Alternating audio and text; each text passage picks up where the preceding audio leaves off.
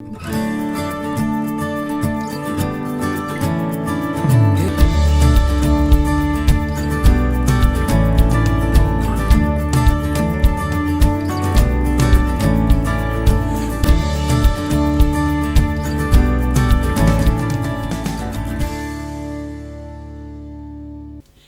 shalom. Shalom. Alors, bienvenue dans la présence de Dieu ce matin. Bienvenue à notre culte dominical. Nous pensons que nous allons passer un moment agréable autour de sa personne, en le louant, en le célébrant, en écoutant sa parole. C'est pourquoi, pour commencer ces moments, j'aimerais que nous puissions bénir le Dieu des cieux, bénir le Dieu redoutable, bénir celui qui nous réunit en ce lieu. Nous pouvons prier. Nous te bénissons, Seigneur, ce matin. C'est la matinée que tu as faite pour nous. Elle est un sujet de joie et d'allégresse. Père, nous te bénissons pour la grâce, le privilège que nous avons d'être en ta présence.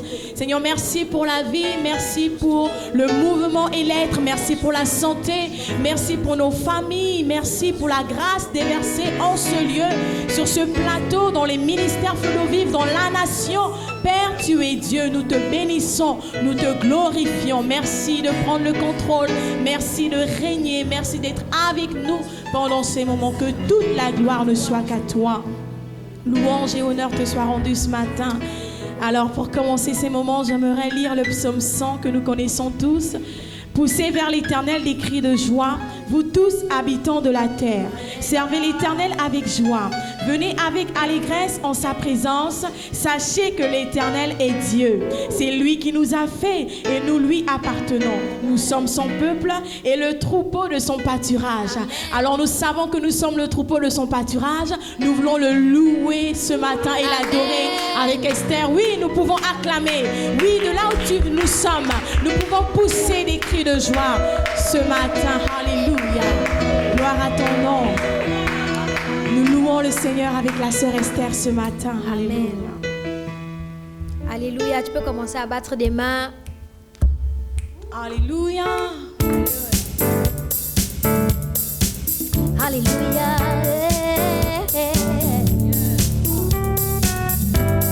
Il n'y a personne qui soit comparable à notre Dieu et personne ne peut faire ce que lui il fait. Alléluia. Tu transformes l'eau en vin, guéris l'aveugle par ta main, nul n'est comme toi, comme toi. Est-ce qu'on peut le dire ensemble? Tu transformes l'eau en vin. Tu transformes l'eau en vin. Tu as guéri l'aveugle par ta main. Guéris l'aveugle par ta main. Yeah. Comme toi. Nul n'est comme toi, notre Dieu.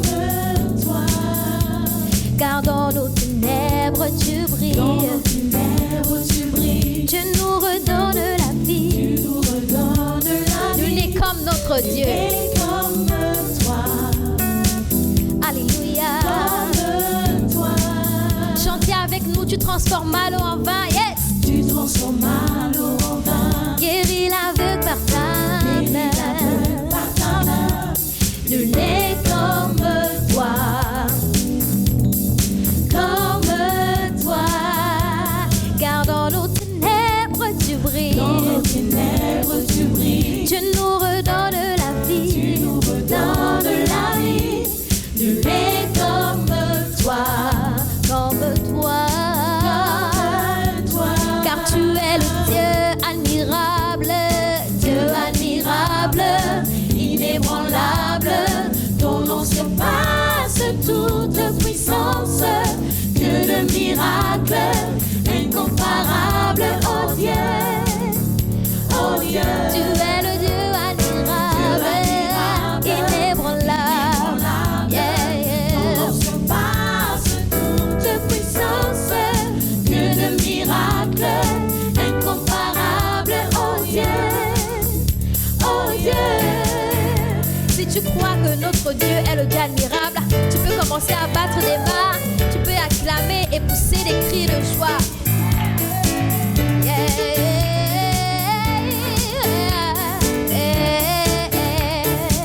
Tu transformes l'eau en vin. Transforme l'eau en vin. Guéris l'aveugle par ta main. Par ta main. Nul n'est Comme toi. comme toi, comme toi. Oui, dans nos ténèbres, tu brilles. Seigneur, tu nous redonnes la vie. Tu l'es. Comme toi, comme toi. Car tu es le Dieu admirable. Inébranlable. Ton nom surpasse toute puissance. Dieu de miracles, incomparable. Oh Dieu, tu es le Dieu admirable, inébranlable. Ton nom est au-dessus de tous les noms. Il n'y a personne qui soit comme toi. Dieu de miracles, incomparable. Oh Dieu, oh Dieu. Et je veux déclarer, si notre Dieu est pour nous, qui pourra nous arrêter? Et si Dieu est avec nous, qui sera contre nous? Si notre Dieu est pour nous, qui pourra nous arrêter? Et si Dieu est avec nous, qui sera contre nous? C'est notre Dieu. Nous pouvons le déclarer avec foi, avec conviction. Alléluia. Qui sera? C'est notre Dieu. C'est notre Dieu. Et si Dieu est avec nous, qui sera contre nous? Qui sera? Qui peut être contre nous? Quand Dieu est avec nous, qui sera contre nous? Personne ne peut tenir devant nous, parce que Dieu, il est avec nous. Qui sera? Qui sera? Qui sera? Qui sera? Dieu admirable, inébranlable, incomparable. Dieu admirable, inébranlable, incomparable. Il est le Dieu admirable, inébranlable, incomparable. Inébranlable, incomparable. Il est le Dieu admirable, inébranlable, incomparable. Il est le Dieu admirable, inébranlable, incomparable. Personne n'est comme lui. Il est le Dieu admirable, inébranlable, incomparable. Je veux le déclarer, mon Dieu est admirable. Aucun autre Dieu n'est comme lui. Alléluia. Il est le Dieu, assis sur un trône. Il est incomparable. Il est le Dieu admirable, inébranlable, incomparable. Quand je pense à ses bienfaits, je dis qu'il est le Dieu admirable, inébranlable, l'incomparable Dieu. Personne n'est comme lui. Il est le Dieu. Il est le Dieu. Oh, oh, oh, oh. Il est le Dieu admirable, inébranlable. Il est incomparable. Il s'agit de notre Dieu. Il est le Dieu admirable. Il est incomparable. Il est incomparable. Je peux l'adorer car il est admirable, inébranlable, incomparable. Oh Dieu, Dieu admirable, inébranlable, incomparable. Il est le Dieu admirable. Il est inébranlable, incomparable Dieu, le Dieu au-dessus de tout. Personne n'est comme lui, personne n'est comme toi, mon Jésus. Oh, il n'y a personne qui soit comme notre Dieu. Nous pouvons commencer à l'adorer avec nos mots et lui dire qu'il est au-dessus de tout. Il n'y a personne qui puisse tenir devant sa puissance, devant sa royauté. Tous les autres noms disparaissent lorsqu'il est là. Et tous les autres dieux se prosternent devant lui. Ils tombent face contre terre devant la grandeur de son nom, devant la beauté de son nom. Oh, notre Dieu est spécial. Notre Jésus est glorifié. Notre Jésus est élevé. Alléluia. Nous t'adorons, toi le seul Dieu, toi le seul Dieu. Jésus, Jésus, Jésus, tu es élevé au-dessus de tout. Jésus, Jésus, mon Jésus, tu es élevé au-dessus de tout. Disons ensemble Jésus, Jésus, Jésus, Jésus, tu es élevé au-dessus de tout. Il s'agit du nom de Jésus, le plus beau de tous les fils de l'homme. Jésus, tu es élevé au-dessus de tout. Nous proclamons le nom de Jésus, le nom au-dessus de tout, le nom si fort, un nom si grand. Tu es élevé, tu es élevé au-dessus de tout.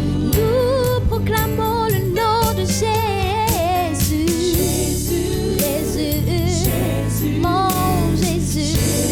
Ah. Tu es élevé au-dessus, c'est le nom de Jésus, mon Jésus.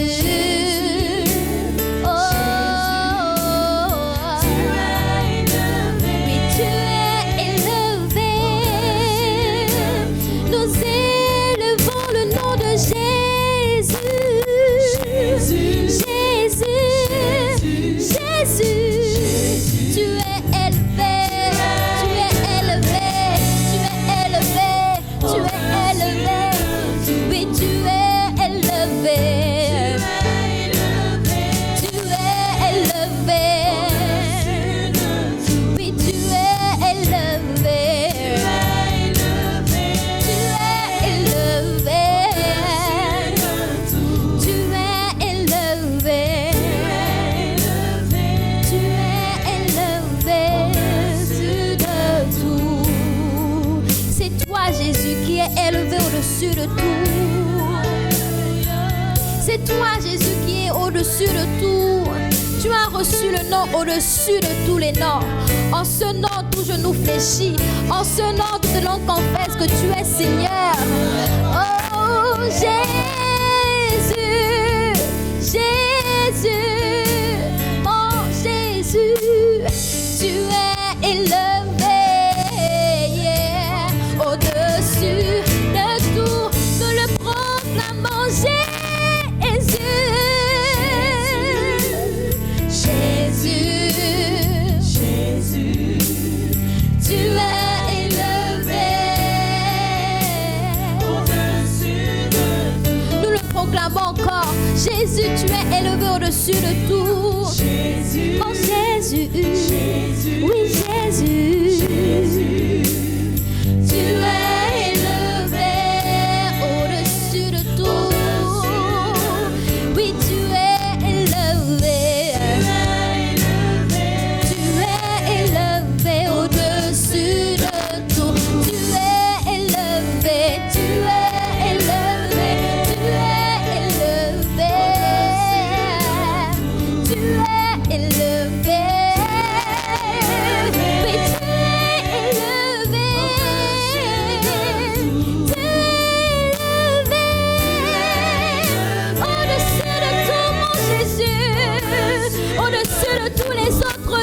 es élevé. Tu es élevé, élevé. Tu es élevé, élevé. Au-dessus de tout. Au-dessus de tout. Au-dessus de tout. Au-dessus de tout. Au-dessus de la gloire des hommes, tu es élevé. Au-dessus de nos difficultés, tu es élevé. Au-dessus de nos challenges, tu es élevé. Au-dessus de tous les autres noms, tu es élevé. Dans cette nation, tu es élevé au-dessus de tout. Dans nos vies, tu es élevé au-dessus de tout. Dans nos vies, élevé.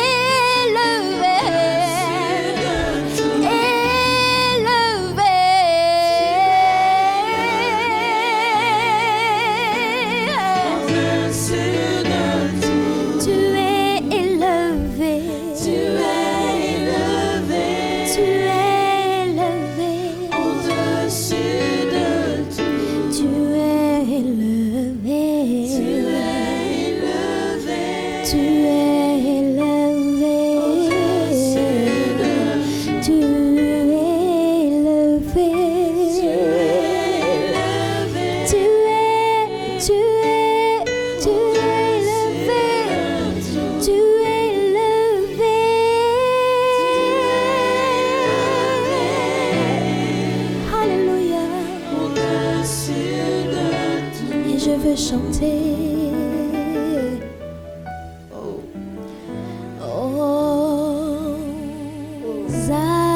Hosanna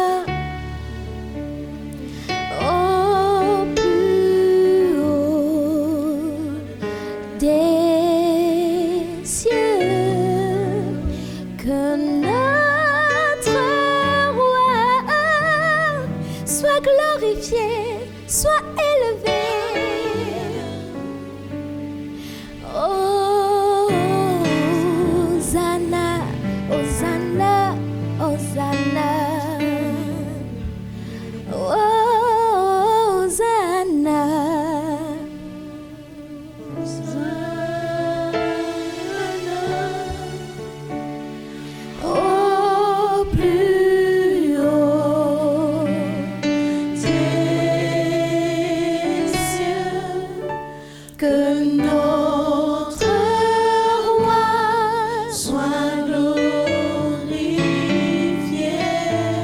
Hosanna.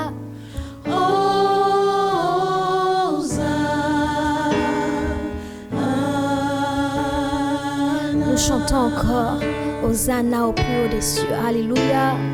Hosanna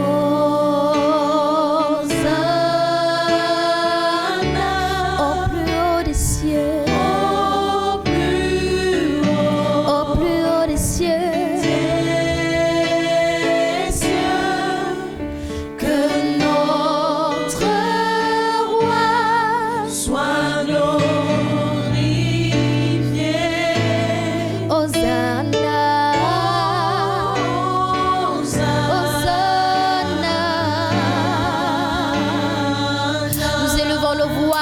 Chantons Hosanna.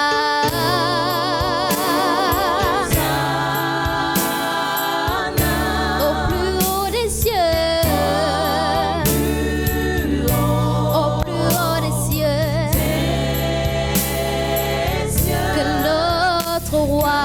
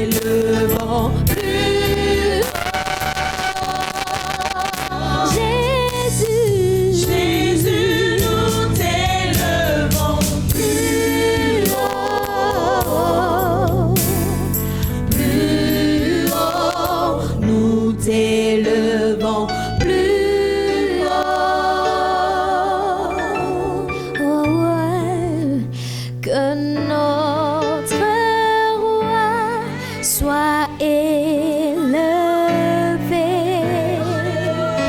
que notre roi soit élevé,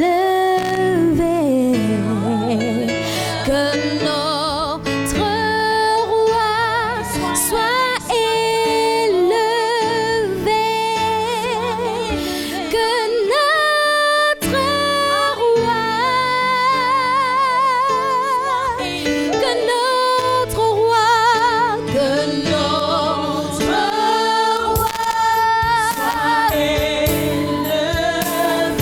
que notre roi, lorsque notre roi est élevé, il fait de grandes choses. Lorsque c'est lui qui a toute la place, il fait de très grands miracles. Nous t'invitons à élever le nom de Jésus, à élever le roi dans ta vie. Que notre roi, notre roi,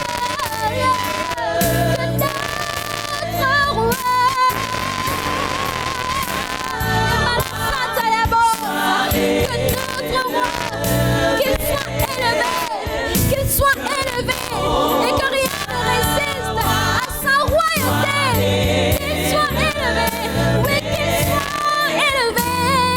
Je vois des chaînes se briser parce que notre roi est élevé. Je vois des malades guérir parce que Jésus est élevé.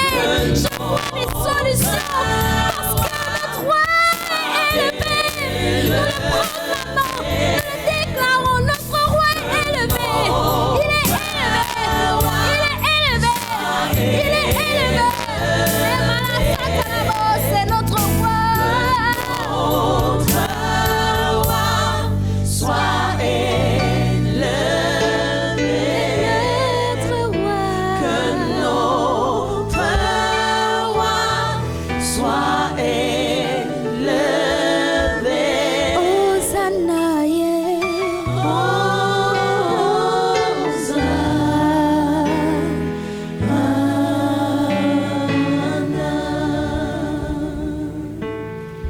Oui, que notre roi soit élevé ce matin.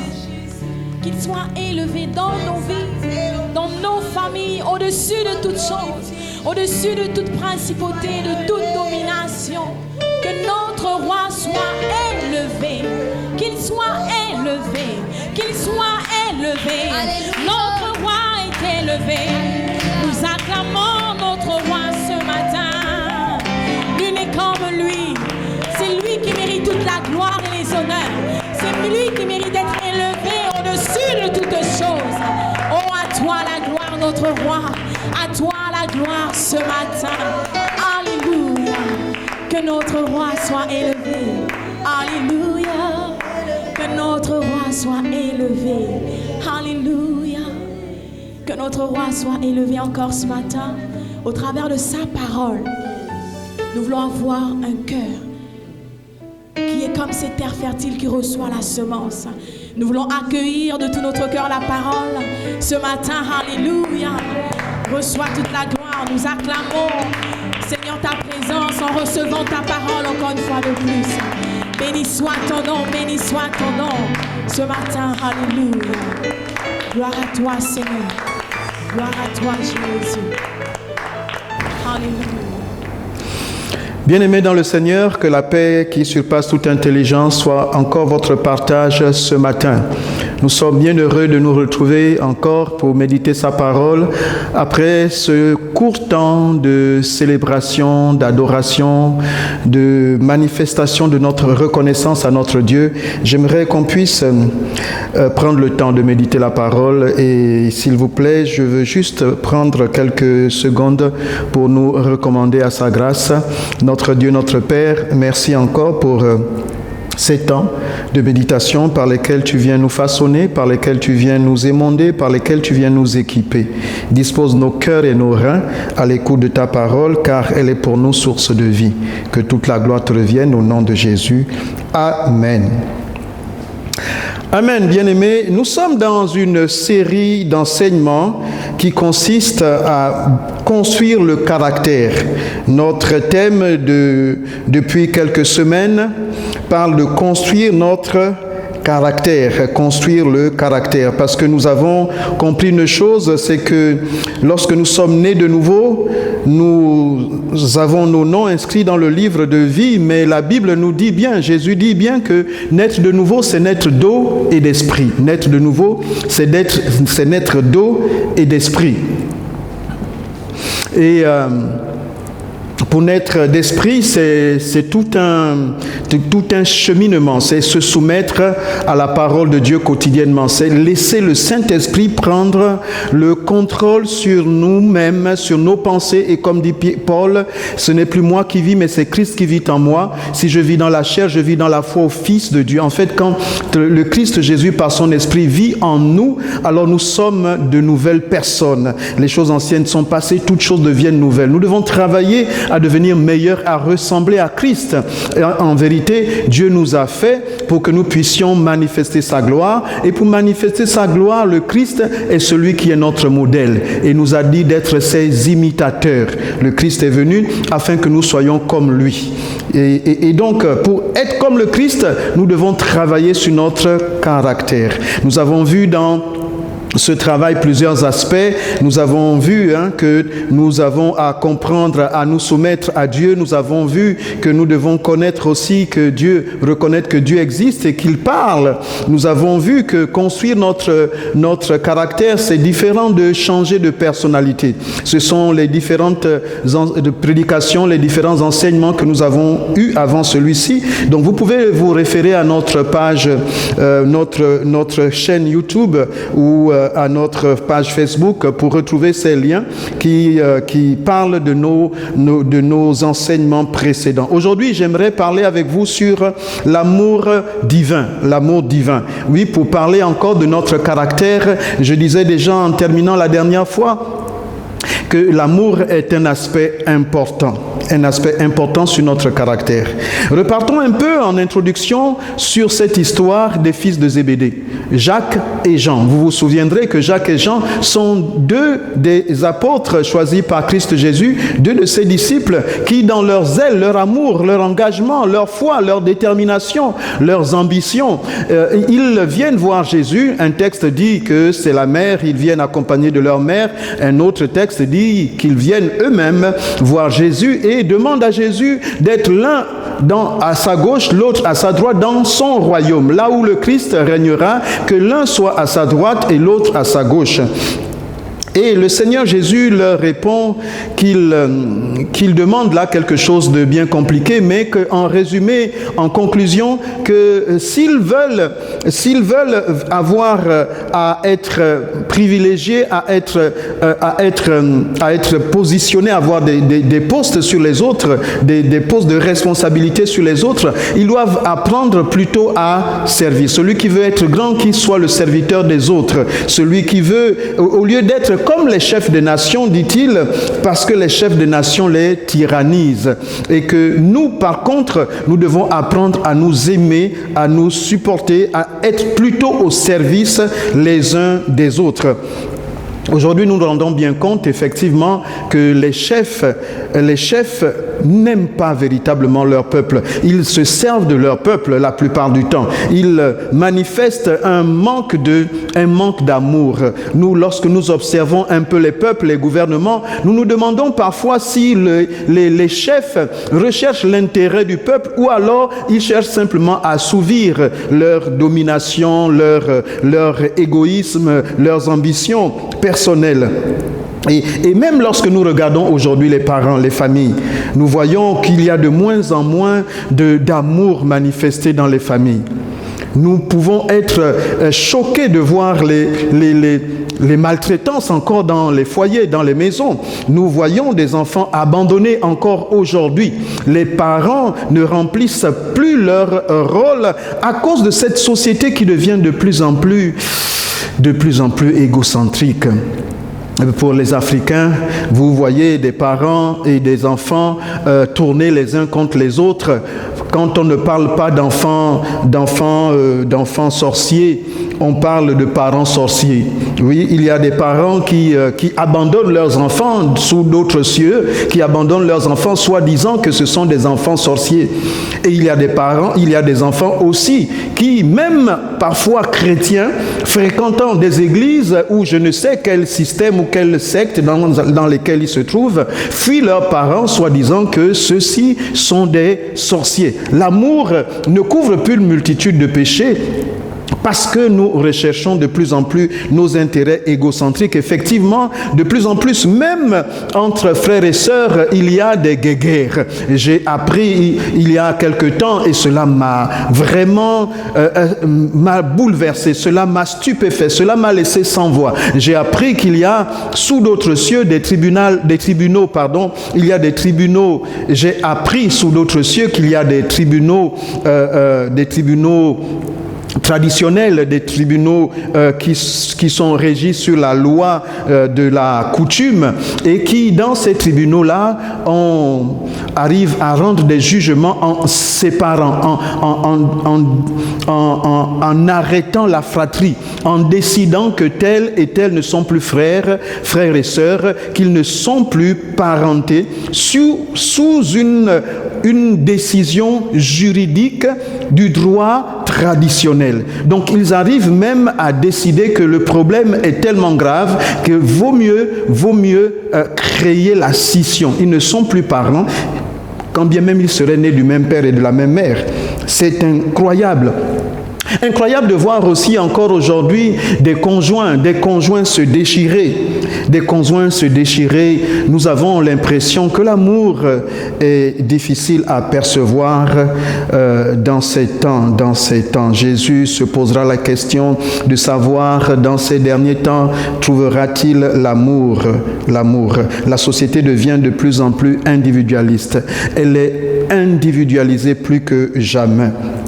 Oui, et donc en parlant de l'amour par rapport au caractère, oui, je disais, nous sommes bien dans la transformation, dans la construction du caractère chrétien. Un leader doit pouvoir avoir comme base d'abord, pour avoir de bons rapports avec ses ouailles, avec son prochain, avec ses subalternes, avec ses collaborateurs, avec son équipe, la meilleure chose qu'il puisse avoir comme outil, c'est l'amour. On ne peut pas être en harmonie avec une équipe, on ne peut pas amener un peuple, on ne peut pas amener une équipe quelque part sans l'amour. C'est ce que Christ Jésus nous dit.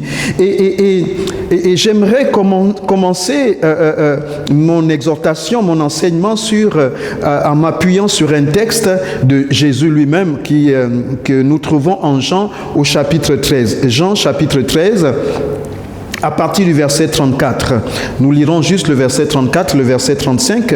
Il est dit ceci, Jean chapitre 13, versets 34 et 35. Je vous donne un commandement nouveau. Aimez-vous les uns les autres comme je vous ai aimé. Vous aussi, aimez-vous les uns les autres. Verset 35, à ceux-ci, tous connaîtront que vous êtes mes disciples, si vous avez de l'amour les uns pour les autres.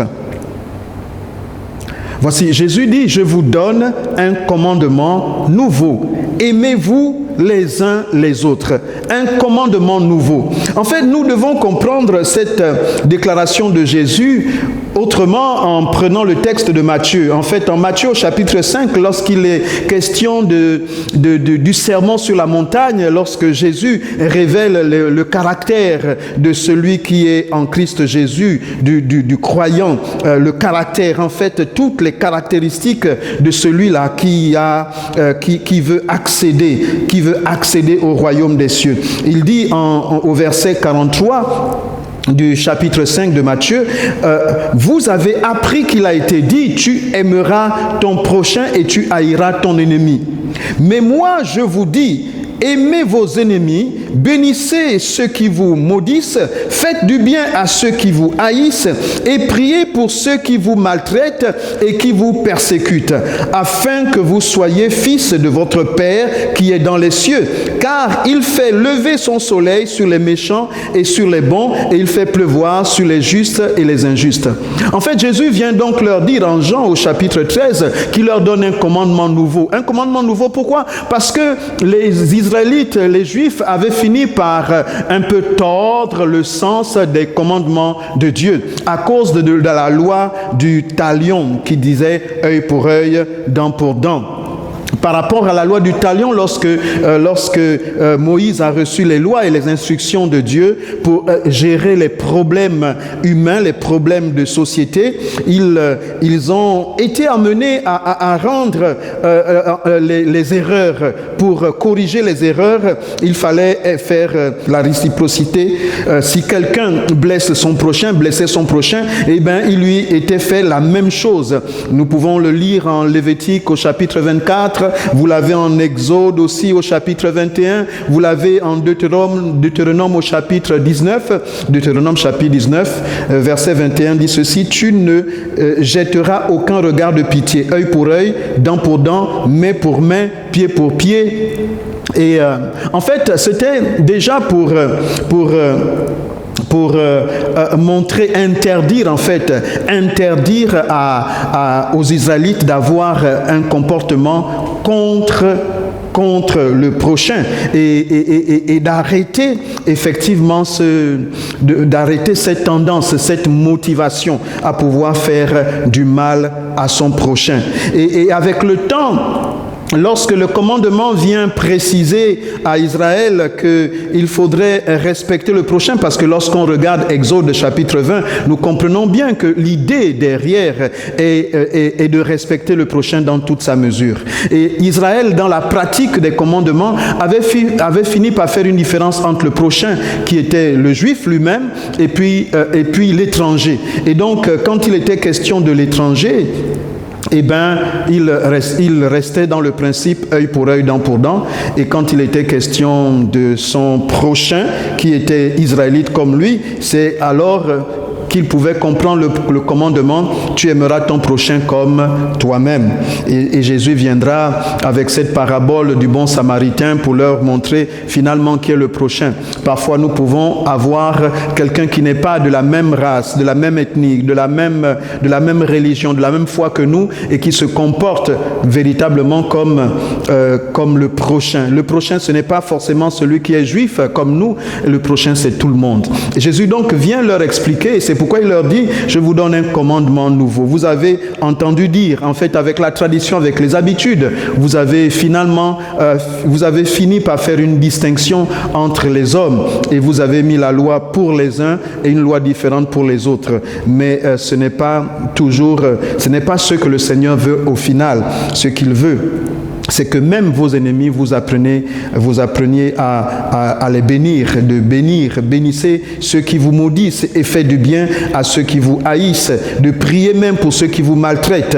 Et il précise: afin que vous soyez fils de votre Père qui est dans les cieux. Afin que vous soyez fils de votre Père qui est dans les cieux. Et le verset que nous avons lu auparavant, le verset 35 de Jean chapitre 13 dit: à ceci, tous connaîtront que vous êtes mes disciples, si vous avez de l'amour les uns pour les autres. Donc l'amour que nous avons pour notre prochain manifeste la preuve, en fait, c'est le témoignage de ce que nous sommes vraiment des enfants de Dieu. Et Jésus vient reprendre cela en Matthieu chapitre 5, il enfonce le clou en disant: ce n'est pas seulement pour le prochain immédiat, mais le prochain qui est de notre foi, de notre religion, du même peuple que nous, mais le prochain qui est même notre ennemi. Le prochain qui est juste semblable à celui qui est créé à notre image, qui est créé à l'image de Dieu et qui nous est semblable. Et c'est celui-là le prochain. Et ce qui est vraiment plus important ici à retenir, il y a deux choses à retenir fondamentalement. La première chose, c'est que c'est à cela qu'on reconnaît que nous sommes des disciples de Christ Jésus. Donc l'amour du prochain nous caractérise. L'amour du prochain nous définit. L'amour du prochain fait de nous de véritables Christ, de véritables chrétiens. Nous ne pouvons pas dire que nous sommes chrétiens si nous ne nous aimons pas les uns les autres. Nous pouvons dire que nous sommes nés de nouveau, nous parlons en langue, nous prophétisons, nous chassons les démons, mais les personnes, quand elles vont voir notre comportement vis-à-vis du prochain, elles peuvent avoir des doutes par rapport à notre foi. C'est la première chose. Notre comportement vis-à-vis du prochain qui comprend même nos ennemis, qui comprend même ceux qui nous persécutent. Et deuxième chose, Jésus dit, je vous donne un commandement. Un commandement nouveau, mais premièrement un commandement. Le commandement, c'est quelque chose que nous devons appliquer, dont nous avons nous-mêmes la force, la capacité de respecter. Quand il dit, il nous donne un commandement, ça veut dire que nous avons l'obligation, nous avons la responsabilité, nous avons le devoir. Donc, aimer n'est pas juste quelque chose qui sort de l'intérieur par gêne ou par miracle, mais c'est quelque chose qui part d'abord de notre décision. De notre décision. C'est extraordinaire. Nous avons donc la responsabilité d'aimer. Nous avons la responsabilité d'aimer. La deuxième chose, après la question du commandement, j'aimerais me poser la question, comment avoir donc cet amour de Dieu? Oui, c'est un commandement. Oui, nous devons décider. Mais en fait, 1 Jean, chapitre 2, versets 5 et 10, nous dit ceci. Celui qui garde sa parole, l'amour de Dieu est véritablement parfait en lui. Là, c'est là par là que nous savons que nous sommes en lui. Donc, comment avoir l'amour de Dieu? Oui, nous devons décider de manifester l'amour de Dieu, mais nous ne pouvons pas le manifester si nous ne l'avons pas en nous. Donc, nous avons le commandement d'aimer, mais pour avoir cet amour, il faudrait garder sa parole. Donc, 1 Jean 2, chapitre 5, nous dit... Celui qui garde la parole de Dieu, l'amour de Dieu est véritablement parfait en lui. Par là, nous savons que nous sommes en lui. Par là, nous savons que nous sommes en lui. Celui qui garde l'amour de Dieu, celui qui garde la parole de Dieu, l'amour de Dieu demeure en lui. Il y a, lorsque nous sommes nés de nouveau, quelque chose qui se passe au-dedans de nous, effectivement. Lorsque quelqu'un est né de nouveau, nous disions que le Saint-Esprit nous transforme et met en nous les sentiments qui étaient ceux de Christ Jésus. La nouvelle naissance est un miracle, mais un miracle qui naît de la proximité, de la connexion, de la relation, de la rencontre avec le Christ. Et le fait de rencontrer le Christ fait que notre âme entre en harmonie avec l'Esprit de Dieu et ainsi nous pouvons ressentir en nous les sentiments qui étaient en Christ Jésus. Lorsque nous sommes nés de nouveau, nous avons une appréciation plus juste, j'allais dire plus juste de la justice, de l'équité. En fait, nous pouvons percevoir de façon plus profonde ce qu'est le mal, ce qu'est l'injustice. Lorsque nous sommes habitués, parfois la société, lorsqu'elle est tellement corrompue, le mal finit par ne plus tellement nous choquer. Nous sommes habitués à voir l'injustice. Nous sommes habitués à voir les passe-droits. Nous sommes habitués à voir les exceptions qui deviennent les règles. Et puis finalement, dans notre être intérieur, cela commence à paraître normal. Mais ce qui se passe avec un enfant de Dieu, c'est que quand bien même la nature finit par s'habituer à ce que le mal devienne bien, la nouvelle naissance, l'Esprit de Dieu nous ramène à ressentir de façon plus juste les choses. C'est pourquoi quelqu'un ne peut pas s'improviser effectivement évangéliste. Pour être évangéliste, il faut d'abord avoir la compassion des âmes. L'évangéliste, c'est celui qui réalise, qui peut ressentir au-dedans de lui ce que pourrait ressentir une âme dans la perdition, une âme loin de Christ Jésus. C'est-à-dire, cette âme peut même elle-même ne pas avoir conscience de son drame, de son malheur, de sa perdition. Mais l'évangéliste, le Seigneur lui donne le cœur, lui donne la compassion, lui donne de pouvoir recevoir la réalité de ce qu'est un cœur déconnecté de Dieu. Et donc, l'évangéliste va avoir cet amour qu'un père normalement constitué ou une mère normalement constituée peut ressentir lorsqu'il s'agit de son enfant, de son bébé. Ce bébé qu'elle a porté 9 mois dans son sein. Je disais tantôt que nous assistons aujourd'hui à des drames où des parents peuvent se débarrasser de leurs enfants. Mais naturellement, une mère a un instinct maternel qu'elle peut ressentir. Parfois, vous arrivez à des situations inattendues. Une mère porteuse qui décide de porter un enfant juste pour aider d'autres personnes qui ne peuvent pas en avoir. Et puis au fur et à mesure qu'elle a cet enfant dedans d'elle, et bien, quand l'enfant va naître, le miracle de la connexion va se produire et cette femme risque fort de ressentir quelque chose qui ferait que cet enfant a un lien avec elle. Cet enfant est une partie d'elle. Elle ne veut pas s'en détacher. Elle ressent comme si c'était ses entrailles. Elle ressent comme des entrailles qui lui seraient arrachées. Oui. Elle ressent comme une véritable déchirure au-dedans d'elle. Et c'est le lien du mystère de Dieu. Le lien du mystère de Dieu. Dieu met en nous la capacité de sentir comme lui. Et il dit, pour avoir l'amour, justement, c'est donc la connexion avec lui. Sa parole, c'est lui-même. L'intimité que nous allons développer avec le Seigneur, avec le Christ, c'est celle-là qui va nous apprendre à aimer. En fait, au fur et à mesure que nous sommes en contact avec la parole de Dieu, nous apprenons à aimer. Nous apprenons à aimer. 1 Jean chapitre 3, verset 14 dit ceci. Nous savons que nous sommes passés de la mort à la vie parce que nous aimons les frères.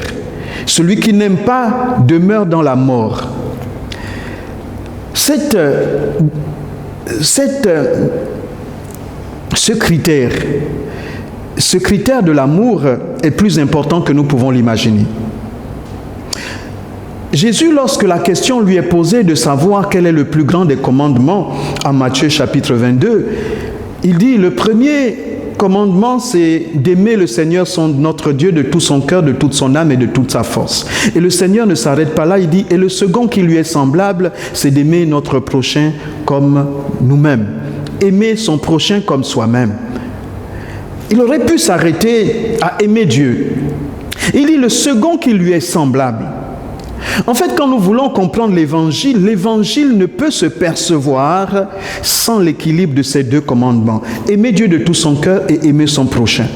1 Jean chapitre 3 verset 14 insiste en disant que c'est à cela que l'on voit que nous sommes passés de la mort à la vie. Nous sommes passés de la mort à la vie parce que nous aimons les frères. Nous aimons Dieu, nous aimons les frères. Le fait d'aimer les frères est un signe qui permet à l'extérieur de voir que nous sommes véritablement des enfants de Dieu. Et il insiste en disant, celui qui n'aime pas demeure dans la mort. En fait, si notre christianisme n'est pas capable d'aimer son prochain, d'aimer les autres, de manifester les œuvres de l'amour, alors nous ne sommes pas chrétiens. C'est ce que cela veut dire. C'est ce que le texte veut dire. Nous ne sommes pas chrétiens tant que nous ne manifestons pas de l'amour pour les frères. Tant que nous ne manifestons pas de l'amour pour les frères, nous sommes comme demeurant morts. En fait, un peu comme lorsque le commandement est donné à Adam et Ève. Tu ne mangeras pas du fruit de l'arbre de la connaissance du bien et du mal qui se trouve au milieu du jardin. Car le jour que tu en mangeras, tu mourras. Tu mourras. Le diable vient dire à Adam, non, il n'en sera pas ainsi. Lorsque vous en mangerez, au contraire, vous ne mourrez pas. vous connaîtrez comme Dieu. Et puis, Adam et Ève mangent de ce fruit, n'est-ce pas? Ils sont vivants physiquement, mais nous savons que Dieu ne ment pas. Ils sont morts spirituellement, coupés de Dieu. Ils sont morts spirituellement, coupés de Dieu. Coupés de Dieu, donc ayant perdu tout repère.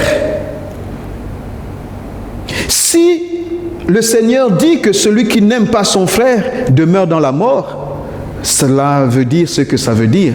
Celui qui n'aime pas son frère demeure dans la mort.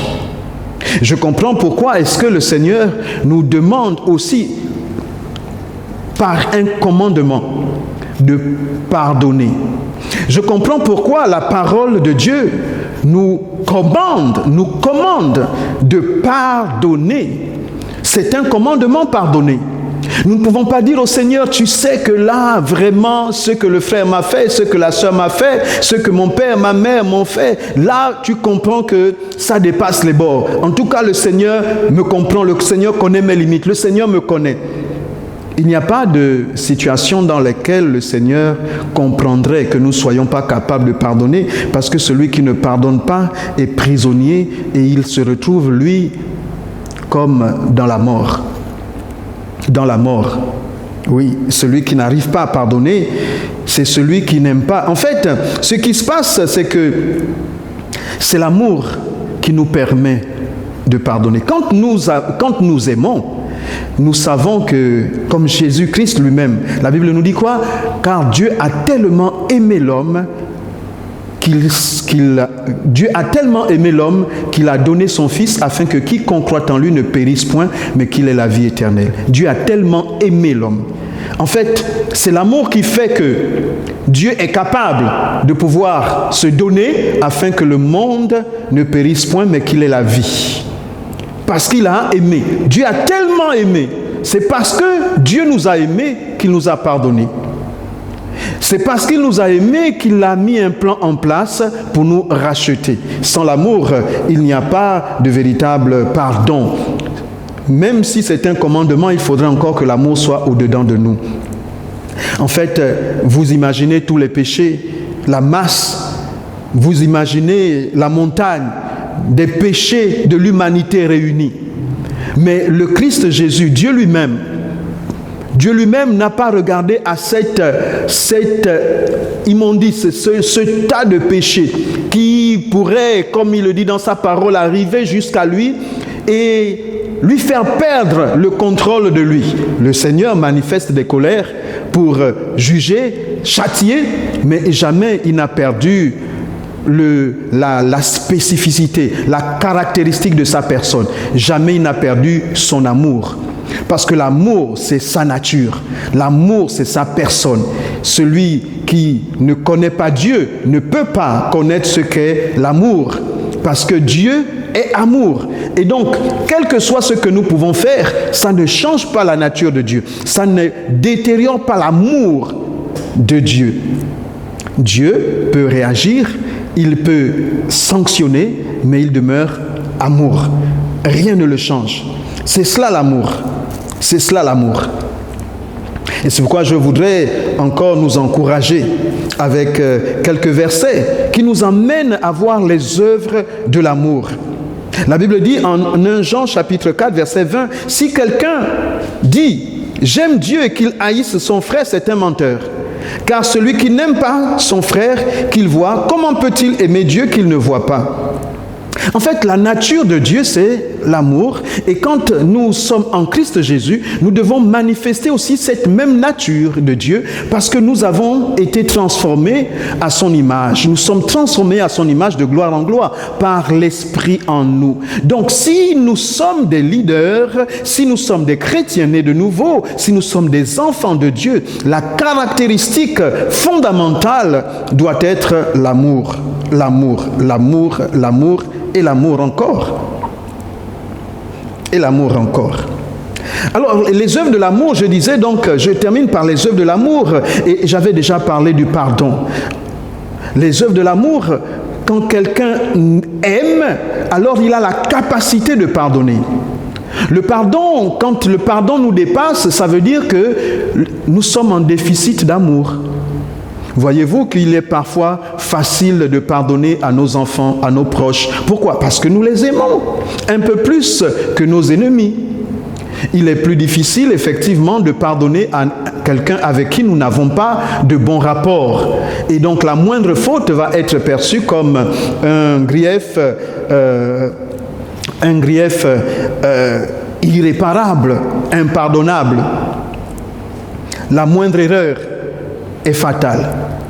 Mais lorsqu'il est question de nos proches, lorsqu'il est question ou de personnes qui sont parfois sans défense, des enfants, il est plus facile de pardonner à un enfant qui nous marche sur le pied plutôt qu'à quelqu'un qui est bien plus responsable et mature.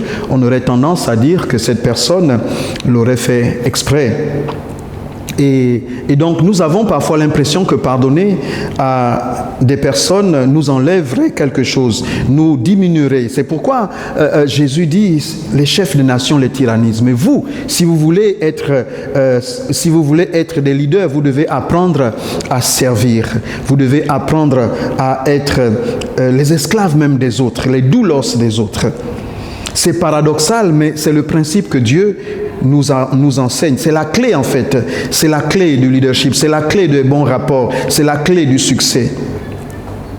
Vous allez remarquer que l'amour, même lorsque nous nous marions à quelqu'un, le maire nous demande de promettre.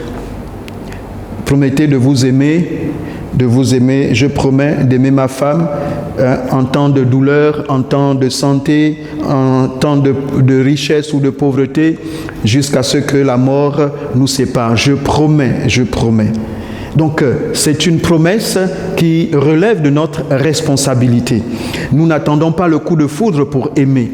Et aujourd'hui, la société est un peu une société instantanée, une société bling-bling et une société instantanée. Bling-bling, en fait, qui est attirée par ce qui brille, et instantané qui est coup de foudre, en fait, qui est juste dans l'instant, qui vit sur l'instant et pas sur le long terme, et qui change très vite d'avis parce que la société nous amène nous conditionne et nous amène à vivre par l'image. Nous sommes sans cesse manipulés. Je le disais tantôt, en fait, aujourd'hui, nous vivons par le paraître, nous vivons davantage sur le paraître, nous vivons davantage sur les positionnements. Ainsi, l'un voulait être à la droite, l'autre à la gauche. Nous vivons davantage sur les positions, nous vivons davantage sur nos acquis. Et c'est pourquoi, même à l'église, nous sommes davantage tournés vers des prières pour notre ascension personnelle. Et nous sommes moins attirés par des prières tournées vers les autres. Et il n'y a qu'à voir nos groupes d'intercession dans nos églises. C'est toujours une petite poignée de personnes qui se retrouvent dans ces départements-là d'intercession. Nous n'avons pas le temps pour les autres. Nous n'avons pas le temps d'intercéder pour les autres parce que nous n'avons pas assez de temps pour nous-mêmes. Nous ne sommes pas encore arrivés. Nous n'avons pas encore acquis ce que nous voulons avoir, alors nous ne pouvons pas nous préoccuper des autres. Mais le Seigneur nous dit que c'est le contraire. C'est le contraire. Le miracle se trouve dans la préoccupation que nous avons les uns pour les autres. Le miracle se trouve dans l'amour. Le miracle se trouve dans l'intérêt que nous avons les uns pour les autres. Et c'est ce que Actes nous dit. Actes au chapitre 4, versets 32 à 35, je lis juste une partie. La multitude de ceux qui avaient cru n'était qu'un cœur et qu'une âme. Nul ne disait que ses biens lui appartinssent en propre, mais tout était commun entre eux. Tout était commun entre eux. Le fait d'avoir cet amour nous amène à partager, nous amène à être toujours en communion. Et le chapitre 5 de Actes, verset 12 dit « Et beaucoup de miracles et de prodiges se faisaient au milieu du peuple par les mains des apôtres.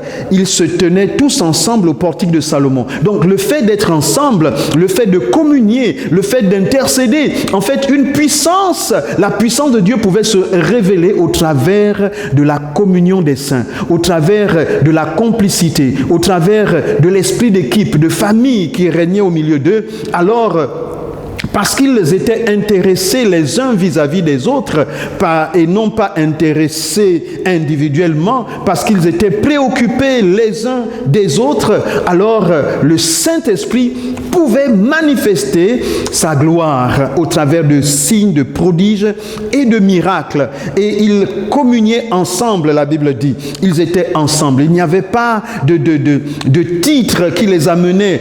Nul ne disait que c'est bien, il lui appartient son propre, mais ils disent encore en Actes au chapitre 5, ils se tenaient tous ensemble au portique de Salomon. Bien qu'il y avait des miracles, les apôtres ne se mettaient pas sur leurs chevaux pour essayer de faire une distinction entre eux et le peuple, mais ils se tenaient tous sous le portique et communiaient. Et des signes et des prodiges se faisaient, des miracles se faisaient.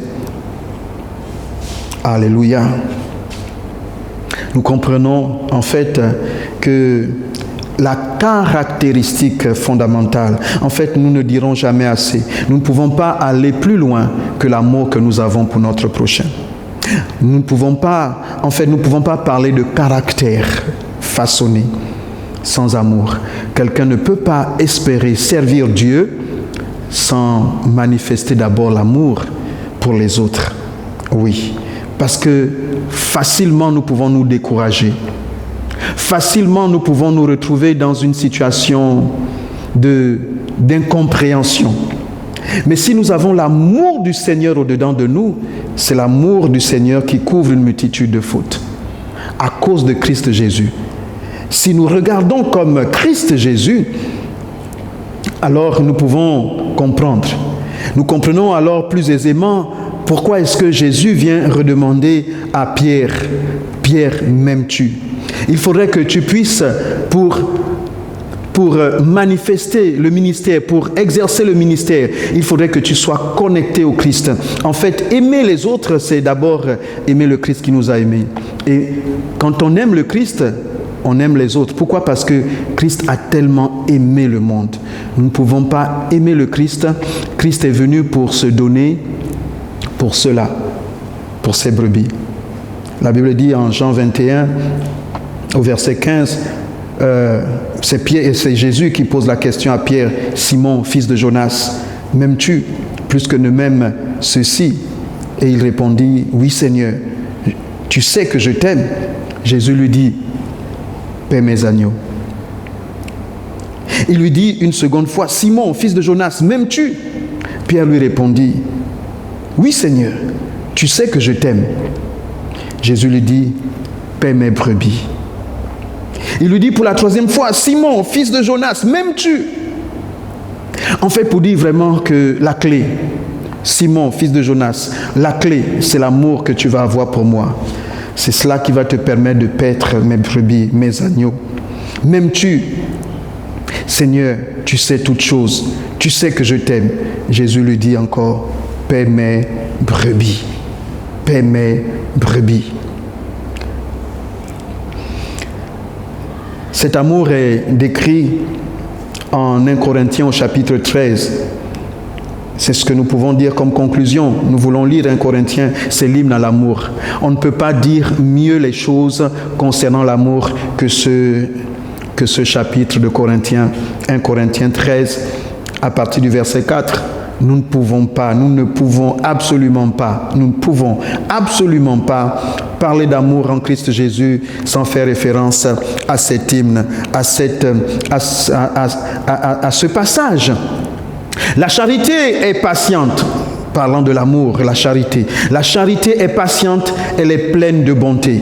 La charité n'est point envieuse. La charité ne se vante point, elle ne s'enfle point d'orgueil. Elle ne fait rien de malhonnête. Elle ne cherche point son intérêt, elle ne s'irrite point, elle ne soupçonne point le mal, elle ne se réjouit point de l'injustice, mais elle se réjouit de la vérité. Elle excuse tout, elle croit tout, elle espère tout, elle supporte tout. La charité ne périt jamais.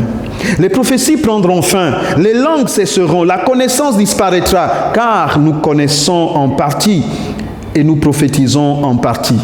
Mais quand ce qui est parfait sera venu, ce qui est partiel disparaîtra. Lorsque j'étais enfant, je parlais comme un enfant, je pensais comme un enfant, je raisonnais comme un enfant. Lorsque je suis devenu homme, j'ai fait disparaître ce qui était de l'enfant. Aujourd'hui, nous voyons au moyen d'un miroir, d'une manière obscure, mais alors nous verrons face à face. Aujourd'hui, je connais en partie, mais alors je connaîtrai comme j'ai été connu. Maintenant donc, ces trois choses demeurent: la foi, l'espérance, la charité. Mais la plus grande de ces choses, c'est la charité. Amen. Oui, la plus grande de ces choses, c'est la charité, l'amour. Le texte termine en disant: toutes choses disparaîtront, même les miracles. Si je parle même la langue des anges, mais si je n'ai pas l'amour, cela ne me sert à rien. Je suis comme une cymbale qui retentit. Si je n'ai pas l'amour, si je n'ai pas l'amour, c'est la chose essentielle que nous devons avoir, l'amour. L'amour selon le Seigneur. Et cet amour se puise dans le Seigneur. Je prie que tu aies une connexion encore plus intime avec le Seigneur, parce que c'est en lui que nous puisons son amour. Cet amour qui bannit la crainte, cet amour qui est patient, cet amour qui n'est pas envieux, cet amour qui ne s'enfle pas d'orgueil, cet amour qui espère tout, qui croit tout, qui supporte tout. Cet amour qui est celui-là qui a été manifesté par Christ Jésus, qui n'a pas regardé comme une proie arrachée d'être à l'image de Dieu, d'être semblable, d'être égal à Dieu, mais qui s'est dépouillé de sa divinité et qui est venu s'offrir en rançon à notre place. Oui, cet amour-là, c'est celui-là que le Seigneur veut que nous puissions manifester. Si tu veux être conforme à Christ Jésus, tu dois rechercher l'amour, parce que sans l'amour, nous sommes morts. Nous sommes morts. Je prie que tu vives par le Christ Jésus et qu'il te donne de manifester, que tu puisses manifester le fruit de l'amour en aimant ton prochain, en aimant les autres. En fait, la confusion va être dans le camp de l'ennemi. Parfois, nous n'avons pas besoin de combats spirituels plus intenses que cela, sinon qu'à manifester l'amour. Oui, parfois nos ennemis peuvent être désarmés juste en voyant notre foi, notre détermination, notre calme et notre confiance. Oui. Christ Jésus est notre modèle. Je prie qu'il t'aide à pardonner. Je prie qu'il t'aide à surpasser les épreuves. Je prie qu'il t'aide à regarder différemment tes rapports avec les autres. Je prie qu'il t'aide à te regarder toi-même différemment. Parce que celui qui a Christ est dans l'assurance. Ce qui nous empêche parfois d'aimer ou de pardonner, c'est parfois un manque d'assurance. Un manque d'accomplissement, un manque d'accomplissement, parce que nous ne sommes pas complets, nous ne sommes pas entiers, matures, nous ne sommes pas satisfaits de nous-mêmes, alors nous nous retournons vers les autres et nous faisons des autres des coupables, des boucs émissaires, nous faisons des autres les raisons de nos échecs, les raisons de nos limites. Mais si nous allons regarder, creuser en Christ Jésus, alors notre connexion avec Christ Jésus, notre plein de Christ Jésus va nous aider à ne pas voir en l'autre notre pierre d'achoppement, mais un moyen, au contraire, pour grandir dans le Seigneur en aimant, en manifestant le Christ. C'est ce qui fera de nous de véritables personnes matures. Que Dieu nous aide, que Dieu t'aide. Nous voulons prier notre Dieu, notre Père, à toi seul la gloire, à toi seul l'honneur et la louange, dans le nom de Jésus. Aide-nous à manifester Christ par le lien de la perfection qu'est l'amour. Amen. Personne comme toi, Jésus. Personne personne n'est comme toi. Jésus.